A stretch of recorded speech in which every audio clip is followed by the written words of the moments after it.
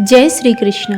आज के इस वीडियो में हम जानेंगे भागवत पुराण का रहस्य क्या है, क्यों कहा जाता है सबसे श्रेष्ठ। हमारे हिंदू समाज में सैकड़ों वर्षों से भागवत कथा को लोग मानते आ रहे हैं। भागवत पुराण वैष्णव संप्रदाय का प्रमुख ग्रंथ भी है। पुराणों की क्रम में भागवत पुराण का 5वां स्थान है, पर लोकप्रियता की दृष्टि से सबसे अधिक प्रसिद्ध है। इसमें 335 अध्याय और 18,000 श्लोक हैं और इसमें 12 उपखंड हैं। श्रीमद् भागवत पुराण लोकप्रियता की दृष्टि से सभी पुराणों में सबसे अधिक प्रसिद्ध है। वैष्णव शाखा से संबंधित इस ग्रंथ का मुख्य वर्णन विषय भक्ति योग है। श्रीमद् भागवत पुराण में श्री कृष्ण को सर्वोच्च देवता अथवा ईश्वर के रूप में चित्रित किया गया है। श्रीमद् भागवत भक्ति रस तथा अध्यात्म ज्ञान का समन्वय उपस्थित करता है। श्रीमद् भागवत पुराण में 12 स्कंध है, जिनमें विष्णु के अवतारों का ही वर्णन किया गया है। पुराणों के क्रम में भागवत पुराण 5वां स्थान है, पर लोकप्रियता की दृष्टि से यह सबसे अधिक प्रसिद्ध है। वैष्णव के इस पुराण को महापुराण मानते हैं। यह भक्ति शाखा का अद्वितीय ग्रंथ माना जाता है। आचार्यों ने इसकी अनेक टीकाएं की है। कृष्ण भक्ति का यह आगार है, साथ ही उच्च दार्शनिक विचारों की भी इसमें प्रचुरता है। परवर्ती कृष्ण काव्य की आराध्या राधा का उल्लेख भागवत में नहीं मिलता। इस पुराण का पूरा नाम श्रीमद् भागवत पुराण है। इसका मुख्य वर्ण विषय भक्ति योग है, जिसमें कृष्ण को सभी देवों का देव या स्वयं भगवान के रूप में चित्रित किया गया है। इसके अतिरिक्त इस पुराण में रस भाव की भक्ति का निरूपण किया गया है। परंपरागत तौर पर इस पुराण के रचयिता वेद व्यास को माना जाता है। श्रीमद् भागवत भारतीय वांग का मुकुटमणि है। भगवान शुकदेव द्वारा महाराज परीक्षित को सुनाया गया भक्ति मार्ग तो मानो सोपान ही है। इसके प्रत्येक श्लोक में श्री कृष्ण प्रेम की सुगंधी है। इसमें साधन ज्ञान, सिद्ध ज्ञान, साधन भक्ति, सिद्धा भक्ति, मर्यादा मार्ग, अनुग्रह मार्ग, द्वैत अद्वैत समन्वय के साथ प्रेरणादायी विविध उपाख्यानों का अद्भुत संग्रह है। श्रीमद् भागवत पुराण वर्णन की विशदता और उदात्त काव्य रमणीयता से ओतप्रोत है। यह विद्या का अक्षय भंडार है। यह पुराण सभी प्रकार के कल्याण देने वाला तथा त्रय ताप, आधि भौतिक, आधि वैदिक और आधि दैहिक आदि का शमन करता है। ज्ञान, भक्ति और वैराग्य का यह महान ग्रंथ है। श्रीमद् भागवत पुराण हिंदू समाज का सर्वाधिक आदरणीय पुराण है। यह वैष्णव संप्रदाय का प्रमुख ग्रंथ है। इस ग्रंथ में वेदों, उपनिषदों तथा दर्शन शास्त्र के गूढ़ एवं रहस्यमय विषयों को अत्यंत सरलता के साथ निरूपित किया गया है। इसे भारतीय धर्म और संस्कृति का विश्वकोश कहना अधिक समीचीन होगा। सैकड़ों वर्षों से यह पुराण हिंदू समाज की धार्मिक, सामाजिक और लौकिक मर्यादाओं की स्थापना में महत्वपूर्ण भूमिका अदा करता आ रहा है। श्रीमद् भक्ति रस तथा अध्यात्म ज्ञान का समन्वय उपस्थित करता है। भगवत निगम कल्प तरु का स्वयं फल माना जाता है, जिसे नैष्ठिक ब्रह्मचारी तथा ब्रह्म ज्ञानी महर्षि शुक्र ने अपनी मधुर वाणी से संयुक्त पर अमृतमय बना डाला है। स्वयं भागवत में कहा गया है, श्रीमद् भागवत सर्व वेदांत का सार है। उस रसामृत के पान से जो तृप्त हो गया है, उसे किसी अन्य जगह पर कोई रति नहीं हो सकती, अर्थात उसे किसी अन्य वस्तु में आनंद नहीं आ सकता। इस पुराण में सकाम कर्म, निष्काम कर्म, ज्ञान साधना, सिद्धि साधना, भक्ति, अनुग्रह, मर्यादा, द्वैत अद्वैत, द्वैताद्वैत, निर्गुण सगुण तथा व्यक्त अव्यक्त रहस्यों का समन्वय उपलब्ध होता है। श्रीमद् भागवत पुराण वर्णन की विशदता और उदात्त काव्य रमणीयता से ओतप्रोत है। यह विद्या का अक्षय भंडार है। यह पुराण सभी प्रकार के कल्याण देने वाला तथा त्रय ताप, अधि भौतिक, अधि दैविक और अधि दैहिक आदि का शमन करता है। ज्ञान, भक्ति और वैराग्य का यह महान ग्रंथ है। इस पुराण में वर्णाश्रम धर्म व्यवस्था को पूरी मान्यता दी गई है तथा स्त्री, शूद्र और पतित व्यक्ति को वेद सुनने के अधिकार से वंचित किया गया है। ब्राह्मणों को अधिक महत्व दिया गया है। वैदिक काल में स्त्रियों और शूद्रों को वेद सुनने से इसलिए वंचित किया गया था कि उनके पास उन मंत्रों को श्रवण करके अपनी स्मृति में सुरक्षित रखने का ना तो समय था और ना ही उनका बौद्धिक विकास इतना तीक्ष्ण था। किंतु बाद में वैदिक ऋषियों की इस भावना को समझे बिना ब्राह्मणों ने इसे रूढ़ बना दिया और एक प्रकार से वर्ग भेद को जन्म दे डाला। भागवत पुराण का 10वां स्कंद भक्तों में विशेष प्रिय है। श्रीमद् भागवत पुराण में बार बार श्री कृष्ण के ईश्वरीय और अलौकिक रूप का ही वर्णन किया गया है। पुराणों के लक्षणों में प्रायः 5 विषयों का उल्लेख किया गया है, किंतु इसमें 10 विषयों सर्ग, विसर्ग, स्थान, पोषण, ऊती, मनवंतर, ईशानु कथा, निरोध, मुक्ति और आश्रय का वर्णन प्राप्त होता है। दूसरे अध्याय में इन 10 लक्षणों का विवेचन किया जा चुका है। यहाँ श्री कृष्ण के गुणों का बखान करते हुए कहा गया है कि उनके भक्तों की शरण लेने से किरात, हुण, आंध्र, पुलिंद, पुलकस, आभिर, कंक, यवन और खस आदि तत्कालीन जातियां भी पवित्र हो जाती है। इस पुराण में 12 स्कंध है, जिनमें विष्णु के अवतारों का ही वर्णन है। नैमिषारण्य में शौनकादिक ऋषियों की प्रार्थना पर लोमहर्षण के पुत्र उग्रश्रवा सूत जी ने इस पुराण के माध्यम से श्री कृष्ण के 24 अवतारों की कथा कही है। इसके विभिन्न स्कंधों में विष्णु के लीला अवतारों का वर्णन बड़ी सुकुमार भाषा में किया गया है, परंतु भगवान कृष्ण की ललित लीलाओं का विशद विवरण प्रस्तुत करने वाला 10वां स्कंद भागवत का हृदय है। अन्य पुराणों में जैसे विष्णु पुराण, पंचम अंश, ब्रह्मवैवर्त, कृष्ण जन्म खंड आदि में श्री कृष्ण का चरित्र निबद्ध है, परंतु 10वें स्कंद में लीला पुरुषोत्तम का चरित्र जितनी मधुर भाषा, कोमल पद विन्यास तथा भक्ति रस से होकर वर्णित है वह अद्वितीय है। अध्यात्म तथा साहित्य उभय दृष्टियों से काव्य जगत में एक अनूठी वस्तु है। गोपी गीत ने, युगल गीत ने भागवत को काव्य के उदात्त स्तर पर पहुंचा दिया है। भागवत के 12 स्कंद, प्रथम स्कंद, इसमें भक्ति योग और उसे उत्पन्न एवं उसे स्थिर रखने वाला वैराग्य का वर्णन किया गया है। द्वितीय स्कंद में ब्रह्मांड की उत्पत्ति एवं उसमें विराट पुरुष की स्थिति का स्वरूप है। तृतीय स्कंद में उद्धव द्वारा भगवान का बाल चरित्र का वर्णन है। चतुर्थ स्कंद में राजर्षि ध्रुव एवं पृथु आदि का चरित्र है। पंचम स्कंद में समुद्र, पर्वत, नदी, पाताल, नरक आदि की स्थिति का वर्णन है। षष्ठम स्कंद में देवता, मनुष्य, पशु, पक्षी आदि के नाम की कथा है। सप्तम स्कंद हिरण्यकश्यपु, हिरण्याक्ष के साथ प्रहलाद का चरित्र है। अष्टम स्कंद में गजेंद्र मोक्ष, मनवंतर कथा, वामन अवतार का वर्णन है। नवम स्कंद में राजवंशों का विवरण, श्री राम की कथा का वर्णन है। दसम स्कंद में भगवान श्री कृष्ण की अनंत लीलाओं का वर्णन है। एकादश स्कंद में यदुवंश का संहार है। द्वादश स्कंद में विभिन्न युगों तथा प्रलयों और भगवान के उपांगों आदि का स्वरूप है। सृष्टि उत्पत्ति के संदर्भ में इस पुराण में कहा गया है, एक से बहुत होने की इच्छा के फलस्वरूप भगवान स्वयं अपनी माया से अपने स्वरूप में काल, कर्म और स्वभाव को स्वीकार कर लेते हैं। तब काल से तीनों गुणों सत्व, रज और तम में क्षोभ उत्पन्न होता है तथा स्वभाव उस क्षोभ को रूपांतरित कर देता है।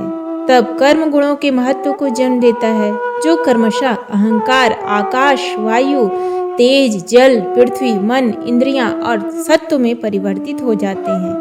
इन सभी के परस्पर मिलने से व्यष्टि, समष्टि रूप पिंड और ब्रह्मांड की रचना होती है।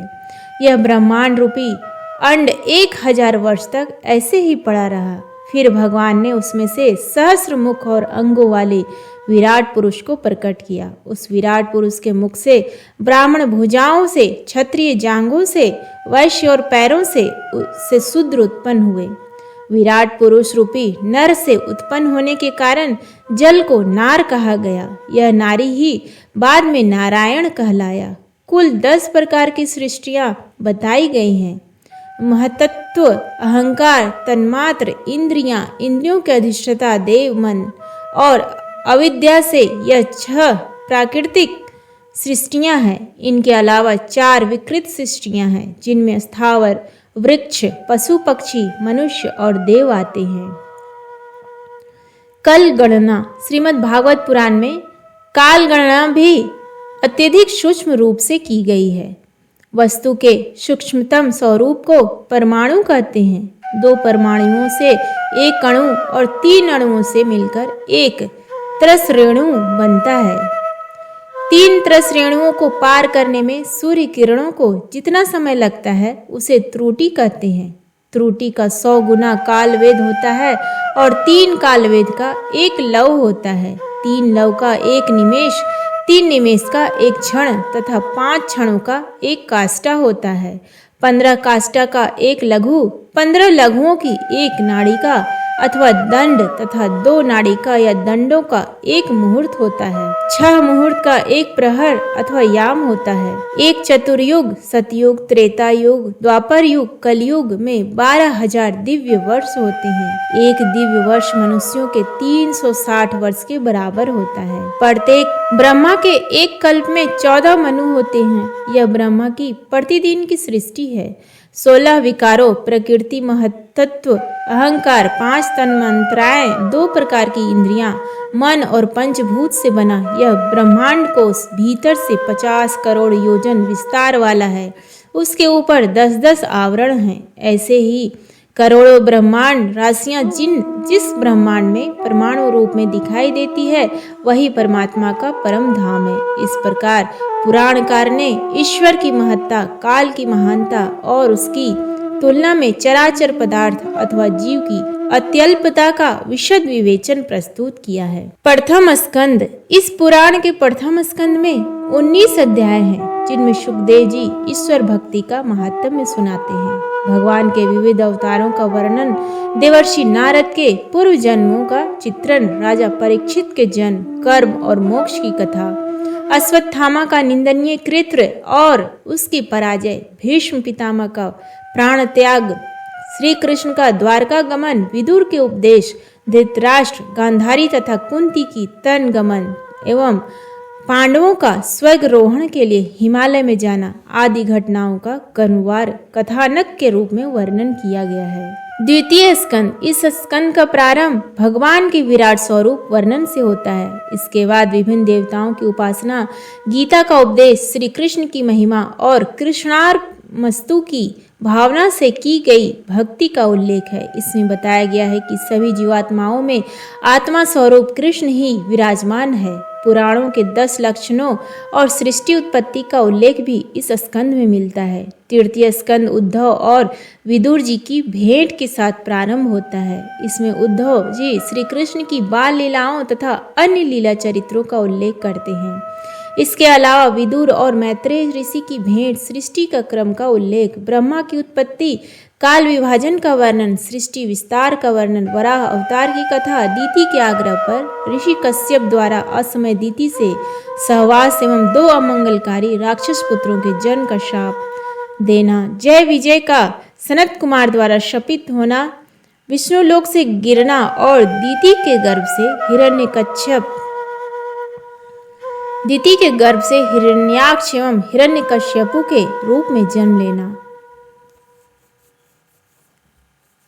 वराह अवतार द्वारा हिरण्याक्ष का वध, कर्दम देवहूति का विवाह तथा कर्दम देवहूति के पुत्र कपिल मुनि के रूप में भगवान का अवतार, सांख्य शास्त्र का उपदेश आदि का वर्णन इस स्कंद में किया गया है। चतुर्थ स्कंद। इस स्कंद की प्रसिद्धि पुरंजनोपाख्यान के कारण बहुत अधिक है। इसमें पुरंजन नामक राजा और भारत खंड की एक सुंदरी का रूपक दिया गया है। इस कथा में पुरंजन भोग विलास की इच्छा से 9 द्वार वाली नगरी में प्रवेश करता है। वहां वह यवनों और गंधर्वों के आक्रमण से माना जाता है। रूपक यह है कि 9 द्वार वाली नगरी यह शरीर है। युवा अवस्था में जीव इसमें स्वच्छंद रूप से विहार करता है, लेकिन काल कन्या रूपी वृद्धावस्था के आक्रमण से उसकी शक्ति नष्ट हो जाती है और अंत में उसमें आग लग जाती है। रूपक को स्पष्ट करते हुए नारद जी कहते हैं, पुरंजन देहधारी जीव है और 9 द्वार वाला नगर यह मानव देह है। 9 द्वार, 2 आंखें, 2 कान, 2 नासिका, छिद्र, 1 मुख, 1 गुदा, 1 लिंग, अविद्या तथा अज्ञान की माया रूपी वह सुंदरी है। उसके दास सेवक 10 इंद्रियां हैं। इस नगर की रक्षा पंचमुखी सर्प 5 प्राणवायु प्राण अपान उदान व्यान और समान करते हैं। 11 सेनापति, 5 ज्ञानेंद्रियां, 5 कर्मेंद्रियां और 11 मन, पाप और पुण्य के 2 पहिए, 3 गुणों वाले रथ की ध्वजा, त्वचा आदि 7 धातुओं को अवतरण तथा इंद्रियों द्वारा भोग शिकार का प्रतीक है। काल की प्रबल गति एवं वेग ही शत्रु गंधर्व चंड वेग है। उसके 360 गंधर्व सैनिक वर्ष के 360 दिन एवं रात्रि हैं, जो स्नेह स्नेह आयु का हरण करते हैं। 5 प्राण वाला मनुष्य रात दिन उनसे युद्ध करता रहता है और हारता रहता है। काल भयग्रस्त जीव को ज्वर अथवा व्याधि से नष्ट कर देता है। इस रूपक का भाव यही है कि मनुष्य अपनी इंद्रियों के उपभोग से निरंतर भोग विलास में पड़कर अपने शरीर का क्षय करता रहता है। वृद्धावस्था आने पर शक्ति क्षीण होकर अनेक रोगों से ग्रस्त एवं नष्ट हो जाता है। परिजन उसके पार्थिव शरीर को आग की भेंट कर देते हैं। पंचम स्कंद में प्रियव्रत, राजा नाभि, ऋषदेव तथा भरत आदि राजाओं के चरित्रों का वर्णन है। यह भरत जड़ भरत है, शकुंतला पुत्र नहीं। भरत का मृग मोह में मृग योनि में जन्म, फिर गंडक नदी के प्रताप से ब्राह्मण कुल में जन्म तथा सिंधु सैवीर नरेश से आध्यात्मिक संवाद आदि का उल्लेख है। इसके पश्चात पुरंजनोपाख्यान की भांति भवाटवी का वर्णन किया गया है, जिसके रूपक द्वारा प्राणियों के संसार रूपी भवसागर में मोह रूपी दलदल का सुंदर वर्णन किया गया है। इसके बाद भरत वंश तथा भुवन कोश का वर्णन है। भारत का भौगोलिक वर्णन तथा भगवान विष्णु का स्मरण शिशुमार नामक ज्योतिष चक्र द्वारा करने की विधि बताई गई है। अंत में 28 प्रकार के नरकों रौरव नरक का वर्णन यहाँ किया गया है। 6वें अध्याय में नारायण कवच और पुंसवन व्रत विधि का वर्णन जनोपयोगी दृष्टि से किया गया है। पुंसवन व्रत करने से पुत्र की प्राप्ति होती है। व्याधियों, रोगों तथा ग्रहों के दुष्प्रभावों से मनुष्य की रक्षा होती है। एकादशी एवं द्वादशी के दिन इसे अवश्य करना चाहिए। इस स्कंद का प्रारंभ कान्यकुब्ज ब्राह्मण अजामिल उपाख्यान से होता है। अपनी मृत्यु के समय अजामिल अपने पुत्र नारायण को पुकारता है। उसकी पुकार पर भगवान विष्णु के दूत आते हैं और उसे परम लोक ले जाते हैं। भागवत धर्म की महिमा बताते हुए विष्णु दूत कहते हैं कि चोर, शराबी, मित्र द्रोही, ब्रह्माघाती, गुरु पत्नीगामी और चाहे कितना भी बड़ा पापी क्यों ना हो, यदि वह भगवान विष्णु के नाम का स्मरण करता है तो उसके कोटि कोटि जन्मों के पाप नष्ट हो जाते हैं। किंतु इस कथन में अतिशयोक्ति दिखाई देती है। पर स्त्रीगामी और गुरु की पत्नी के साथ समागम करने वाला कभी सुखी नहीं हो सकता। यह तो जघन्य पाप है। ऐसा व्यक्ति रौरव नरक में ही गिरता है। इसी स्कंद में दक्ष प्रजापति के वंश का भी वर्णन प्राप्त होता है। नारायण कवच के प्रयोग से इंद्र को शत्रु पर भारी विजय प्राप्त होती है। इस कवच का प्रभाव मृत्यु के पश्चात भी रहता है। इसमें वृत्रासुर राक्षस द्वारा देवताओं की पराजय, दधीचि ऋषि की अस्थियों से वज्र निर्माण तथा वृत्रासुर के वध की कथा भी दी गई है। 7वें स्कंद में भक्तराज प्रहलाद और हिरण्यकशिपु की कथा का विस्तार पूर्वक वर्णन है। ऋषि अवतार की कथा, इसके अतिरिक्त नवधा भक्ति, धर्म त्याग तथा निष्प्रिया आदि की चर्चा की गई है। 8वें स्कंद में क्राह द्वारा गजेंद्र के पकड़े जाने पर विष्णु द्वारा गजेंद्र उद्धार की कथा का रोचक वृत्तांत है। इसी स्कंद में समुद्र मंथन और मोहिनी रूप में विष्णु द्वारा अमृत बांटने की कथा भी है। देवासुर संग्राम और भगवान के वामन अवतार की कथा भी इसी स्कंद में है। अंत में मत्स्य अवतार की कथा यह स्कंद में समाप्त हो जाता है। 9वां स्कंद पुराणों के एक लक्षण वंशानुचरित के अनुसार इस स्कंद में वैवस्वत, मनु एवं उनके 5 पुत्रों के वंश इक्ष्वाकु वंश, नीमि वंश, चंद्र वंश, विश्वामित्र वंश तथा पुरु वंश, भरत वंश, मगध वंश, अनु वंश, तुर्वसु वंश और यदुवंश आदि का निर्माण प्राप्त होता है। राम, सीता आदि का भी विस्तार से विश्लेषण किया गया है। उनके आदर्शों की व्याख्या भी की गई है। 10वां स्कंद, यह स्कंद 2 खंडों पूर्वार्ध और उत्तरार्ध में विभाजित है। इस स्कंद में श्री कृष्ण चरित्र विस्तार पूर्वक है। प्रसिद्ध रास पंचाध्यायी भी इसमें प्राप्त होती है। पूर्वार्ध के अध्यायों में श्री कृष्ण के जन्म से लेकर अक्रूर जी के हस्तिनापुर जाने तक की कथा है। उत्तरार्ध में जरासंध से युद्ध, द्वारकापुरी का निर्माण, रुक्मणी हरण, श्री कृष्ण का गृहस्थ धर्म, शिशुपाल वध आदि का वर्णन है। यह स्कंद पूरी तरह से श्री कृष्ण लीला से भरपूर है। इसका प्रारंभ वसुदेव देवकी के विवाह से प्रारंभ होता है। भविष्यवाणी, कंस द्वारा देवकी के बालकों की हत्या, कृष्ण का जन्म, कृष्ण की बाल लीलाएं, गोपालन, कंस वध, अक्रूर जी की हस्तिनापुर यात्रा, जरासंध से युद्ध, द्वारका पलायन, द्वारका नगरी का निर्माण, रुक्मणी से विवाह, प्रद्युम्न का जन्म, संबासुर वध, श्यामंतक मणि की कथा, जामवंती और सत्यभामा से कृष्ण का विवाह, उषा अनिरुद्ध का प्रेम प्रसंग, वाणासुर के साथ युद्ध तथा राजा नृग की कथा आदि के प्रसंग आते हैं। इसी स्कंद में कृष्ण सुदामा की मैत्री की कथा भी दी गई है। एकादश स्कंद में राजा जनक और 9 योगेश्वर 9 योगियों के संवाद द्वारा भगवान के भक्तों के लक्षण गिनाए गए हैं। ब्रह्मवेत्ता दत्तात्रेय महाराज यदु को उपदेश देते हुए उनके द्वारा बनाए गए 24 गुरु पृथ्वी, वायु, आकाश, जल, अग्नि, चंद्रमा, सूर्य, कबूतर, वैश्य, कुंवारी, कन्या आदि से प्राप्त शिक्षाओं की विस्तृत चर्चा की गई है। आगे उद्धव को शिक्षा देते हुए 18 प्रकार की सिद्धियों का वर्णन किया गया है। इसके बाद ईश्वर की विभूतियों का उल्लेख करते हुए वर्णाश्रम धर्म, ज्ञान योग, कर्म योग और भक्ति योग का वर्णन है। इस स्कंद में द्वादश स्कंद, इस स्कंद में राजा परीक्षित के बाद के राजवंशों का वर्णन भविष्य काल में किया गया है। इसके बाद आमिर, गर्दभी, कड़, यवन, तुर्क, गुरुंड और मौन राजाओं का राज्य होगा। इसके बाद वाल्हिक वंश और शूद्रों तथा मलेच्छों का राज्य हो जाएगा। धार्मिक और आध्यात्मिक कृति के अलावा शुद्ध साहित्यिक एवं ऐतिहासिक कृति के रूप में भी यह पुराण अत्यंत महत्वपूर्ण है। उम्मीद है आपको श्रीमद् भागवत पुराण का एक संक्षिप्त परिचय पसंद आया होगा। वीडियो पसंद आए तो प्लीज़ वीडियो को लाइक करें, शेयर करें और चैनल पर नए हैं तो सब्सक्राइब करें और कमेंट बॉक्स में जय श्री हरि विष्णु लिखना ना भूलें। धन्यवाद।